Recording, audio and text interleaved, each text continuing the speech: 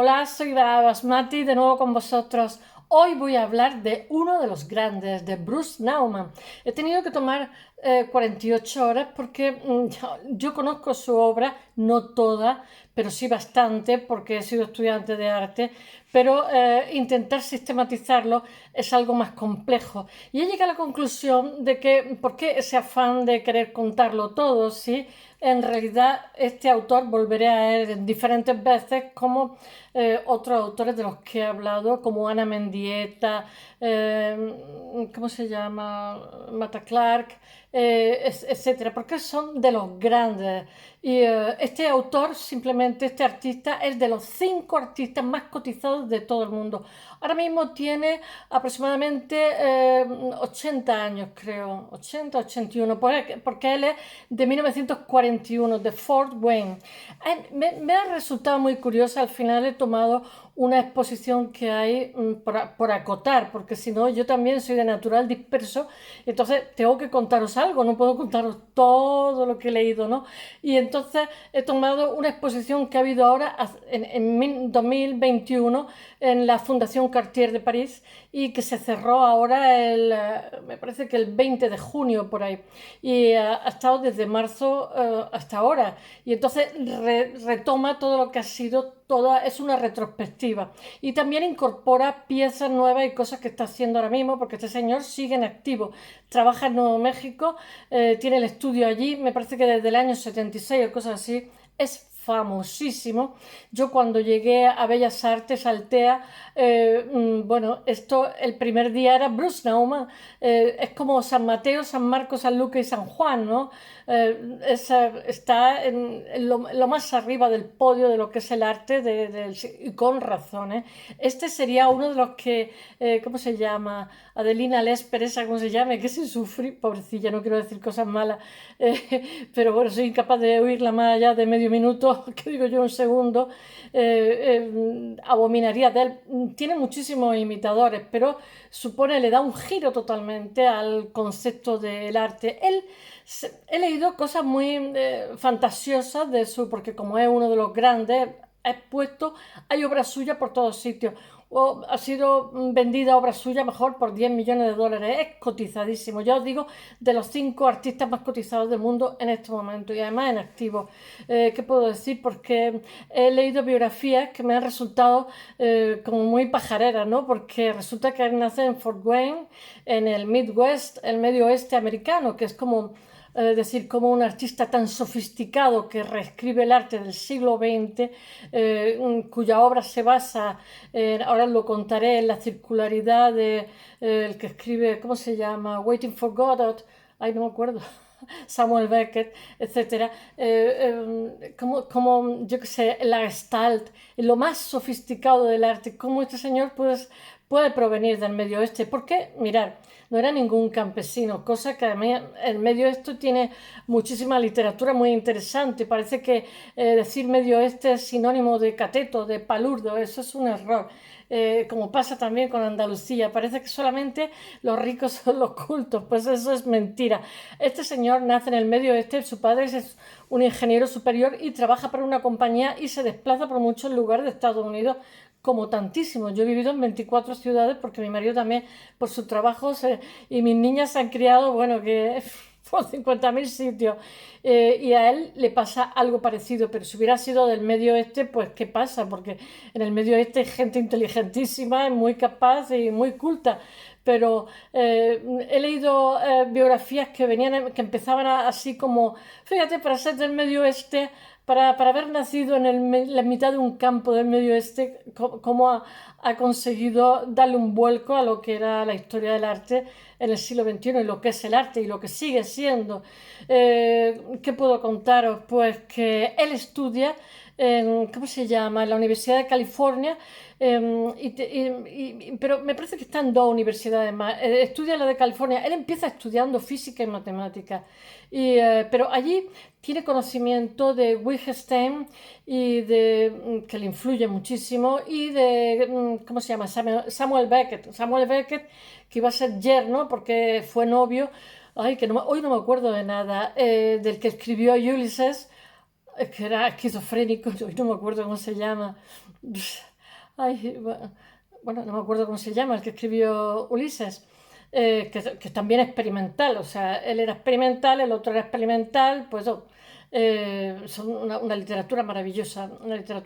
Bueno, eh, resulta muy difícil clasificar, ahora os hablaré, la obra de Bruce Nauman, porque en el marco de un movimiento concreto, porque ya sabéis que las vanguardias dejan de existir, agotan la fórmula, etcétera, etcétera. Y él lo que pasa es que tiene una grandísima influencia, como he dicho antes, de Man Ray, de Duchamp, de Samuel Beckett, en fin, de infinidad de la Gestalt, porque él va a interactuar muchísimo, él habla de la percepción, va a interactuar, o sea, para él, él hace muchísimos performance, dibujos, pintura, vídeo, bueno, él tiene infinidad de soportes y entonces, claro, no se le puede etiquetar, sino que para ver su vida o su trayectoria hay que ver, como hacen en los museos, diferentes etapas de su vida a que se dedica en cada época en un afán de sistematizar. Pero yo pienso que él va muchísimo más allá de todo eso. Él es también Yo leo Samuel Beckett por el concepto que tiene de tiempo cíclico, porque sus vídeos, por ejemplo, no tienen principio y fin, sino que tiene un discurso que es como un bucle, que, por ejemplo, su vídeo termina y empieza, y termina y empieza, y, por ejemplo, cuando hace una instalación con neones que hablan de vida y muerte, con diferentes palabras, o sea, diferentes frases, unas poéticas, ahora os lo contaré, otras más burdas, unos se encienden, otros se apagan, ¿no? Yo pienso que él utiliza bastante soporte y que lo hace de forma muy coherente y que va evolucionando a través de su trayectoria, como no, como no. Él está casado con primeras nupcias con una mujer que no me acuerdo cómo se llama, no se llama Rottenberg o algo así, tiene un apellido judío, es que nací, a lo mejor me equivoco, creo que sí. Y enviuda y luego se vuelve a casar con una segunda esposa. Ambas son artistas. Os estoy contando chismorrea porque no puedo evitar leerlo, porque como artista me parece muy interesante. Y, ¿qué puedo deciros? Porque tiene dos nietos. Que es un ser humano y que, bueno, que él de alguna forma uno de los soportes que utiliza, quizás el soporte que más utiliza, es su cuerpo. Y de alguna manera se ha dicho que es iniciador del body art, también de la posmodernidad en arte. No sé, estas son etiquetas que son como muy generosas, yo no me atrevería. Él utiliza su cuerpo porque le interesa. Hay unas cosas que me hacen muchísima gracia porque dice que donde llegan sus palabras llega su pensamiento. Y eso es algo que está en el siglo XIX. Yo sabéis que vengo de filología, ¿no? Y en la cual está basada las teorías que hay en el siglo XIX que de alguna forma argumentan, sustentan lo que son el nacionalismo, ¿no? De somos un pueblo, somos una nación, ¿no? Teniendo en cuenta que cuando el lenguaje, vamos generando el lenguaje, nos vamos haciendo, porque sabéis que nombrar es arbitrario, ¿no? Nos vamos haciendo con el lenguaje, vamos generando la conciencia en nuestro interior, ¿no? Y a su vez la cosmovisión. Por eso el nacionalismo se basa en somos una lengua, somos una nación. A igualdad de lengua, igualdad de cosmovisión. Y una de las teorías que hay también es que el origen de la filosofía no es extraño que sean los griegos y a su vez que sean los alemanes, puesto que ambos tienen unas lenguas muy complejas, muy retorcidas. En fin, eso pueden ser también teorías peregrinas, pero yo creo que algo de razón sí que lleva. ¿Qué puedo contaros? Pues que utiliza la instalación. Mirad, lo imitan muchísimo, no podéis imaginar hasta qué punto lo imitan. En el siglo XX todo el mundo quiere ser Bruce Nauman. Y eso he sido testigo, no de obra de Bruce Nauman, sino de imitadores de obra de Bruce Nauman. Yo estaba en un cursillo en Alicante, en un cursillo de escultura, y entonces pues había instalaciones en determinadas zonas, ¿no? Y los pobres guardias jurados que tenían que trabajar allí montones de horas, pues había instalaciones a lo Bruce Nauman, con unos vídeos y unos sonidos chirriantes, porque él quiere que el público interactúe, no salga indiferente, ¿no? Y para eso eso hace lo que sea, ¿no? Entonces, claro, los pobres guardias jurados que estaban allí dentro acababan locos perdidos y algunas veces cuando no había público le dejaban el vídeo y le quitaban el sonido porque a lo mejor había montones de baffles para que todavía se exagerara, porque para Bruce Nauman el sonido es protagonista, ¿no? Y bueno, pues los pobres es que terminaban locos cuando estaban 8 horas trabajando ahí dentro y oyendo los gritos, ¡guau!, o las peleas, o las violencias, o los ruidos metálicos chirriantes. Yo digo, madre mía, entiendo, pobrecillo. En fin, yo tengo recuerdos cuando llegué a mi Facultad de Bellas Artes, pues de obras de Bruce Nauman, por ejemplo, de Una habitación blanca, donde se quitan las aristas, las referencias, los techos y tal. Y eso lo he visto también en, ay, ¿cómo se llama? No me acuerdo cómo se llama. Esta noche hoy no me acuerdo de nada. Bueno, vale, lo he visto en otros autores, ¿no? Entonces, al espectador cuando llega allí se desconcierta muchísimo porque no ve nada, solamente ve en blanco. No hay suelo, no hay techo, no hay aristas, no hay nada. Entonces produce ataques de pánico. James Turrell, no me salía la palabra, que también lo he experimentado en James Turrell, ¿no? Pero él, y después Bruce Nauman tiene también, esto os estoy hablando de mis recuerdos. ¿Cómo se llama? Obra que yo recuerde cuando era jovencita en Altea, pues que hay, por ejemplo, un pasillo donde se introduce en el pasillo y es como muy estrecho, muy angosto. Después también me acuerdo de una habitación triangular, o sea, me acuerdo de los neones, me acuerdo de los neones vida o muerte de su obra, como he dicho antes, donde se repite 100 veces vida o muerte, y entonces se enciende, se apaga, se enciende. También recuerdo un vídeo sobre payasos. Él estuvo trabajando sobre los payasos como una metáfora, ¿no?, de el ser, la búsqueda del ser, cómo el individuo todo parece pero nada es un ser entristecido, deprimido ante, digamos, el progreso de nuestra sociedad post-industrial. ¿Qué puedo deciros de Bruce Nauman que vaya? Después tiene otras obras de carácter sexual que también me parecieron, pero tampoco para echar cohetas, y otras cosas que me gustan muchísimo más. Por ejemplo, tiene otra fase suya que son figuras de cera y figuras hay también que están colgadas, pero tienen tapones de algodón en las narices y cosas así. Eso le da un punto mortecino. Y también tiene figuras de animales que están colgadas y que ha utilizado animales que están disecados. Y bueno, son también instalaciones que son muy interesantes y que tampoco te dejan indiferente. Tiene muchísima obra, ha trabajado muchísimo, es cotizadísimo, tiene obras suyas en todo el mundo, en todos los museos. Digo en todos, puede que alguno no tenga, pero se considera un clásico. Y bueno, le han hecho retrospectiva en Alemania, esta que os cuento de Francia, bueno, que os voy a contar. Y bueno, no sé, que su trabajo, conforme pasan los años, va adquiriendo un compromiso político y ético progresista, como tenía que ser, y en un momento dado critica, me parece que son en los 70, la dictadura que hay, ¿cómo se llama?, en Argentina. Critica las dictaduras que hay en los diferentes países de América Latina, y critica también las dictaduras que hay por el mundo, las tiranías como en Sudáfrica, etcétera, el apartheid, etcétera. Bueno, voy a ver si os cuento un poquito, no sé si me acordaré de todo. En 2021 se hace en la Fundación Cartier, como he dicho, se hace una retrospectiva, una gran muestra y entonces se utilizan, como si dijéramos, las piezas clásicas. ¡Ay, qué calor, por favor! Las piezas clásicas, no las piezas clásicas, sino las piezas más conocidas, y a su vez, donde es una retrospectiva, como si dijéramos, desde el primer momento que empieza a trabajar, y a la vez se añade piezas que a esta, para que se vea su evolución, y después se le añaden también piezas que ha estado haciendo durante la última época. Esto está desde marzo y se clausura hace relativamente como 15 días. Me hubiera encantado verla, porque incluye una selección de trabajos desde recientes, bueno, y hay un catálogo razonado, como no, en los que explora las vivencias físicas y emocionales de sus que suscitan sus proyectos.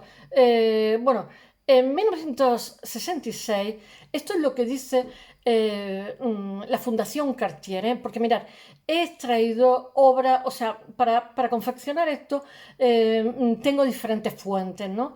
Pero desde Wikipedia, que estructura muy bien, pero que la he rechazado porque ha estructurado tanto que al final simplemente es una retahíla de, ¿cómo se llama?, de fechas. Yo qué sé. Al final me he quedado con, por acotar un poco, la fuente que estoy utilizando ahora mismo es la Fundación Cartier porque me parece muy, muy interesante. Él tarda más tiempo en consagrarse en Estados Unidos, eso me ha hecho muchísimas gracias, tarda más tiempo en consagrarse en Estados Unidos que en Europa. Se hace famoso muy pronto, incluso antes de terminar la carrera. Él hace un doctorado, me parece que en Los Ángeles, aunque empieza estudiando en un sitio, termina haciendo el máster y el doctorado lo termina haciendo en otra universidad que no me acuerdo cómo se llama. Pero antes de terminar todo eso, él ya está haciendo exposiciones por Europa, está súper requerido, porque él tiene una, ¿cómo se dice? Unas premisas de que un artista, si él tiene un estudio donde él es artista y trabaja, las cosas que haga serán arte. Y entonces, entonces su conclusión es diferente a, digamos, lo que se viene haciendo con tiempo anterior. O sea, haga lo que haga, está haciendo arte. Entonces, más una actividad que otra cosa. En un principio, el taller que tiene es de una carnicería o no sé qué. Es muy gracioso. Antes de irse a Nuevo México, que se va en el 76, como 10 años después, porque él termina en el 66 y se va a Nuevo México en el 76 y allí se queda, allí hace su vida y está muy a gusto además. ¿Qué puedo decir? Que en el 66 utiliza su propio cuerpo como instrumento para explorar tanto la noción de arte como en un sentido más amplio como la identidad. O sea, cuando eres muy joven siempre estás con la búsqueda del ser y eso es una cosa que se da, digamos, la trayectoria de esta primera época. Bueno, lo manipula como patrón de medida física y espacio y como elemento que le permite concretar, ¿cómo se llama? La materia. Bueno, él estudia experiencias corporales específicas. Mira, todo esto nos parece muy normal, pero él, Bruce Nauman, es el que las inicia realmente y es el que trata de determinar de qué modo se está relacionando la percepción, porque como os he dicho, él tiene muy presente el concepto de la Gestalt y la aplica. Y bueno, y su concepto del tiempo no es lineal, sino cíclico. Todo eso tiene que ver con la antigüedad y sobre todo con el Waiting for Godot de Samuel Beckett, donde viene a decirnos que damos como nuestras vidas son como movimientos concéntricos que no van a ningún sitio, ¿no? No conducen a ningún lado. Ese es, digamos, el núcleo del discurso de este autor, por decirlo de una manera un tanto chabacana. El cuerpo en esta primera época es la base de su investigación y bueno, y lo que ya os he dicho que tiene que ver con la Gestalt como método de conocimiento del propio cuerpo, pero realmente yo pienso que se está buscando a sí mismo porque es jovencito, tiene 24 25 años. Él va a hacer trabajo de colaboración con Merce Cunningham. Él es muy conocedor y muy admirador y, ¿cómo se llama? Ay, no me acuerdo. Este que tiene la partitura en silencio. En fin, hoy estoy un poco espesa. Él tiene también, ¿cómo se llama? Nicolas Cage, que no me acordaba. Él le gusta mucho la música de Steve Reich y de Lemon Young. Y bueno, y la danza, por supuesto, él hace colaboraciones con Richard Serra y otros artistas más. Él hace muchas colaboraciones. ¿Eh?